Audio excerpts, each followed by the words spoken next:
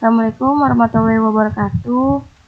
Selamat malam, kami dari kelompok 7, mahasiswa Universitas Dian Nusantara. Di sini akan menjelaskan simulasi jaringan kantor dan pengujian jalur paket data menggunakan Cisco Packet Tracker. Anggota kelompok 7 yang terdiri dengan saya sendiri, Tia Amelia Azmi, akan menjelaskan bagian pendahuluan dan tujuan simulasi. Yang kedua ada Cornelia Anita Septi akan menjelaskan pengujian penelitian. Yang ketiga ada Haryo Kusumo Wicaksono yang akan menjelaskan bagian web server dan kesimpulan. Yang keempat ada Warnata yang akan menjelaskan bagian email server. Pada presentasi ini kami akan menjelaskan desain topologi jaringan, pembagian jaringan antar divisi, serta pengujian jalur paket data menggunakan perintah tracker. Tujuan simulasi jaringan kantor dan pengujian jalur paket data menggunakan Cisco yaitu yang pertama untuk membangun topologi jaringan kantor, yang kedua menghubungkan jaringan lokal ke ISP, yang ketiga menguji jalur paket data menggunakan tracker, dan yang keempat memastikan koneksi ke server supaya berjalan normal. Tujuan dari simulasi ini adalah untuk memastikan bahwa setiap jaringan lokal dapat saling terhubung dan dapat mengakses server eksternal melalui ISP dengan konfigurasi yang benar. Ini adalah gambaran umum topologi. Di sini ada dua divisi internal. Yang pertama ada router kantor sebagai pusat jaringan. Yang kedua ada ISP sebagai penghubung ke server. Servernya yaitu ada DNS, web, dan email. Pada topologi ini terdapat dua divisi, yaitu divisi General Affairs dan divisi Purchasing yang terhubung ke router kantor. Router kantor kemudian terhubung ke router ISP yang mengarah ke jaringan server. Untuk selanjutnya, pada tahap pengujian dan penelitian akan dijelaskan oleh Cornelia. Ini saya akan menjelaskan tentang pengujian konektivitas dari PC divisi GA ke purchasing dan setelah itu ke server. Yang pertama saya akan menguji dari PC ke PC. Ini saya akan mulai dari PC GA1 ke GA2. Ping 192.168.10.2. Sudah terkirimnya 4 dan keterima juga 4. Artinya sukses. Lalu ke divisi purchasing. Saya mau ke PRC2. Ping 192.168.22. Sudah berhasil, sudah berjalan, terkirimnya 4 dan keterimanya juga 4. Artinya berhasil untuk pengujiannya. Lalu selanjutnya di sini juga ada metode PDU juga. Sini saya akan menguji dari GA1 ke PRC1.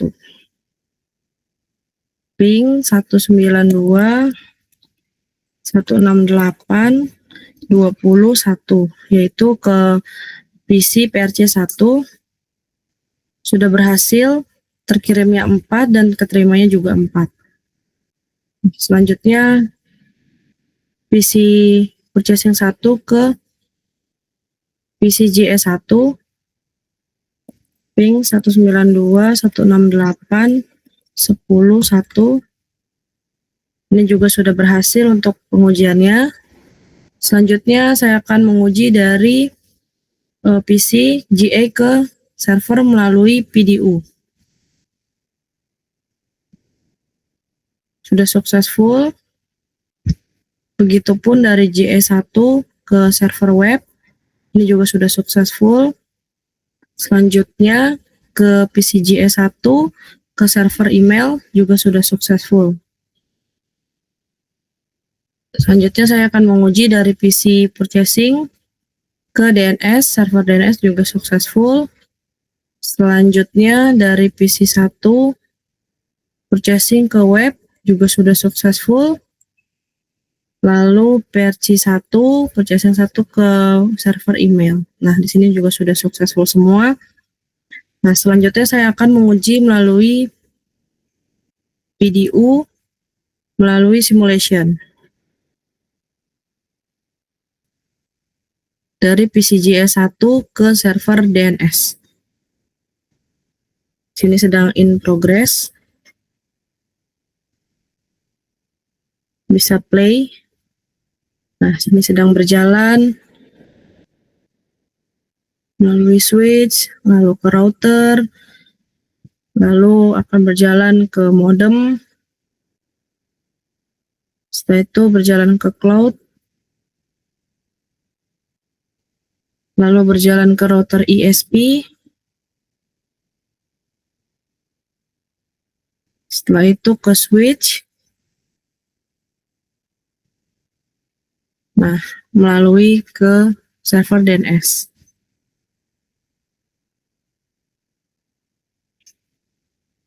Di sini sedang berjalan untuk progresnya. Kembali lagi ke switch, lalu ke router ISP, lalu ke cloud ISP, lalu ke modem, lalu ke router kantor,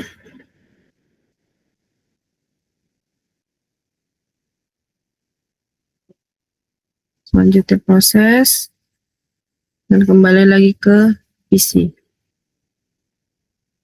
1. Nah, di sini sudah successful, berarti semua tahapannya sudah berhasil untuk pengujiannya. Selanjutnya, penjelasannya akan dilakukan oleh teman saya, Warnata. Terima kasih untuk Bapak Warnel untuk penjelasannya. Selanjutnya saya akan menjelaskan mengenai server email. Mana email ini akan terhubung dari IE, processing, kemudian ke server email. Nah, selanjutnya untuk konfigurasi server email, kita bisa di bagian server, kemudian di tab service. Setelah tab service, kita pilih email. Nah, di bagian ini, kita pastikan untuk SMTP sudah on, kemudian POP3 juga sudah on. Nah, di sini kita sudah mempunyai domain yaitu kelompok7.com. Nah, dari domain ini kita juga sudah mendaftarkan beberapa user untuk email ini, yaitu ada JE1, PRC1, JE2, JE3, dan seterusnya. Ini adalah user untuk email yang sudah kita daftarkan. Oke, selanjutnya untuk tahap konfigurasi bagian email, contohnya kita masuk ke bagian JE01. Nah, di sini untuk tahap konfigurasinya kita bisa lakukan di bagian konfigurasi email. Nah, ini untuk username kita bebas saja.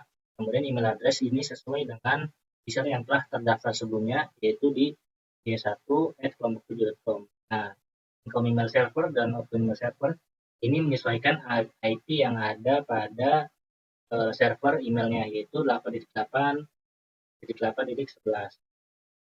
Oke.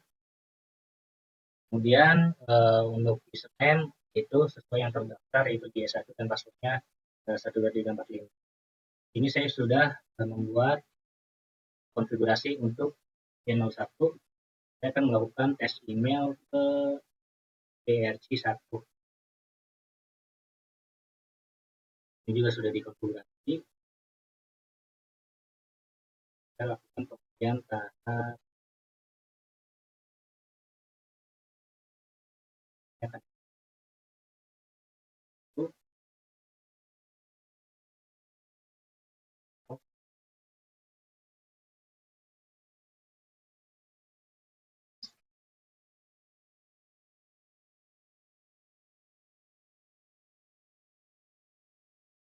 ini saya sudah melakukan email. Ini juga ada keterangan tes. Jadi email ini sudah terkirim. Kita bisa cek di bagian tes itu apakah email kita bagian email. Nah, untuk refresh bagian email yang masuk, kita pilih reset. Dari tadi. Halo, apa kabar? Kita bisa replay dari sini. Kita bisa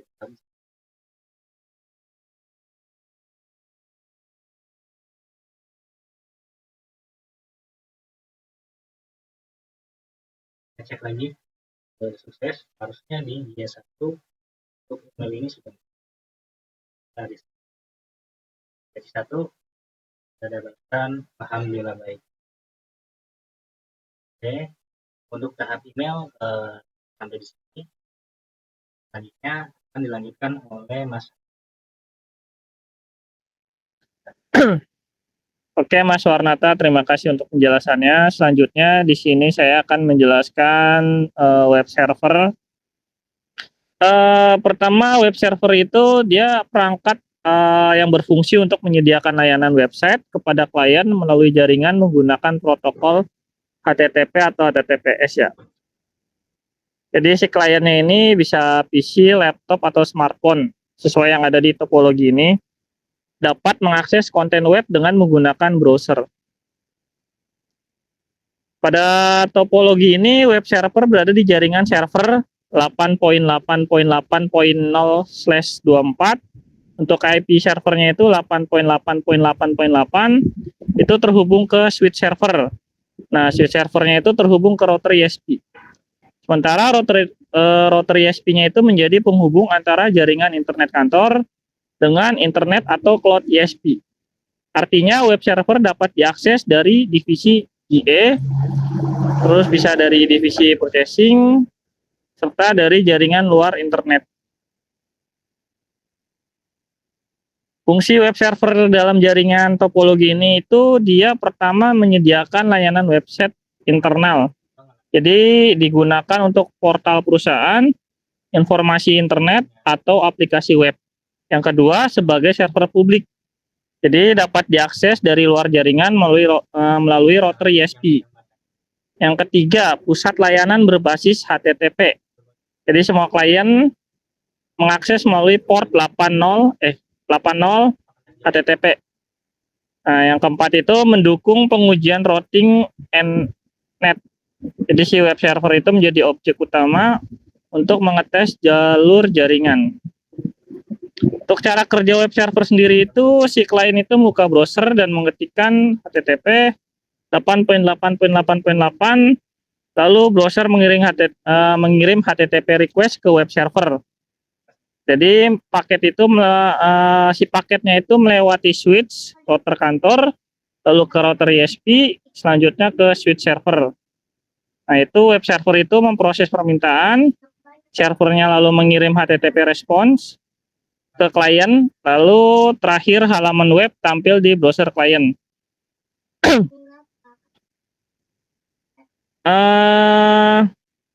Selanjutnya kita akan melakukan pengujian untuk web servernya. Nah, sebelum melakukan pengujian, kita juga harus tahu tujuan pengujian web server itu untuk apa.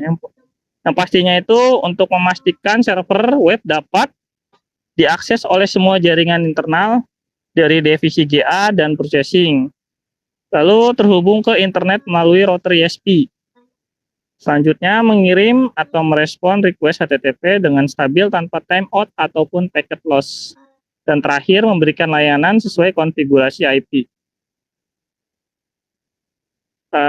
Selanjutnya kita akan melakukan pengetesan untuk web servernya. Pertama kita ke web servernya. Jangan ngelamun ya, jangan ngelamun.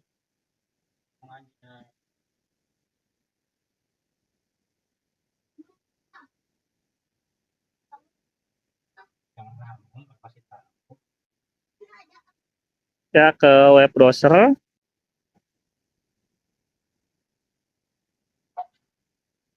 Selanjutnya kita mengetikkan browser yang sebelumnya sudah dibuat. Ini contohnya www.kelompok7.com. Lalu di go. Nah, di sini udah tampil, berarti itu tandanya sudah berhasil.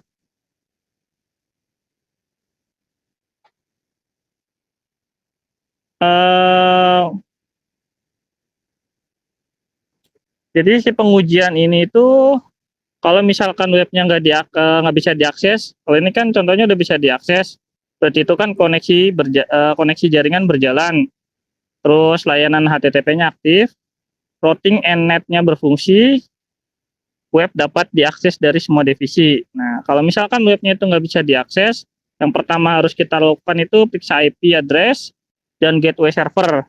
Lalu pastikan servis HTTP aktif. Kemudian cek routing antar jaringan dan pastikan firewall tidak memblokir port 80.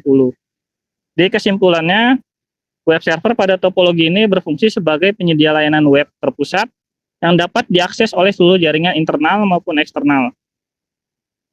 Keberhasilan akses web menandakan bahwa konfigurasi IP, routing, net, dan konektivitas jaringan sudah berjalan dengan baik.